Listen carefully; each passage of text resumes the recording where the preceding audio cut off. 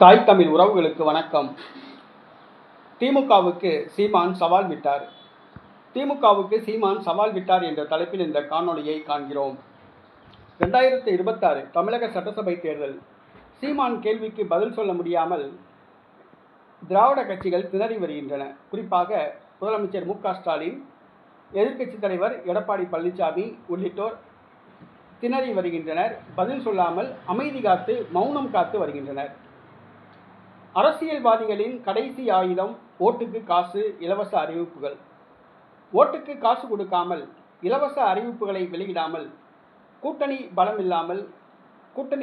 இல்லாமல் தேர்தலை சந்திக்க முடியுமா என்று சீமான் சவால் விட்டுள்ளார். திமுக தற்பொழுது ஓட்டுக்கு காசு கொடுத்து வருகிறது. மக்களுக்கு இலவச டோக்கன்கள் விநியோகித்து வருகிறது. குறிப்பிட்ட இடத்துக்கு வர சொல்லி குறிப்பிட்ட நாளில் பணம் வழங்க திமுக திட்டமிட்டுள்ளது.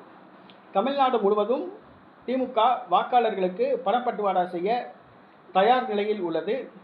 குறிப்பாக திமுக அமைச்சர்கள் இதில் மும்முரமாக உள்ளனர். குறிப்பாக மதுரையை சார்ந்த திமுக அமைச்சர்கள் பத்திரப்பதிவுத்துறை அமைச்சர் மூர்த்தி மற்றும் தகவல் தொழில்நுட்பத்துறை அமைச்சர் பிடிஆர் பழனிவேல் தியாகராஜன் ஆகிய 2 பேரும் வாக்காளர்களுக்கு டோக்கன் விநியோகித்து வருகின்றனர். குறிப்பிட்ட நாளில் குறிப்பிட்ட இடத்துக்கு வர சொல்லி பணப்பட்டுவாடா செய்ய தயாராக உள்ளனர்.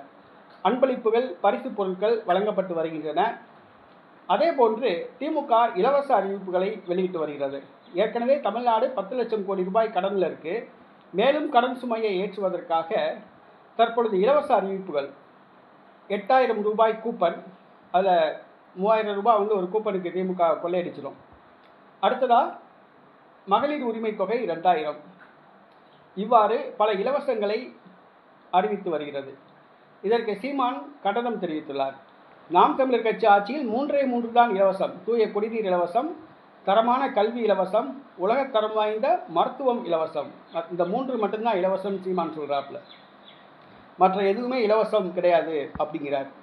அடுத்ததாக கூட்டணி. சீமான் தனித்து போட்டியிடுகிறார். தன்னை போன்று இந்த திராவிட கட்சிகள் திமுக, அண்ணா திமுக கூட்டணி இல்லாமல் தனிச்சு தேர்தலை சந்திக்க தயாரா அப்படின்னு சவால் விட்டுருக்காப்புல.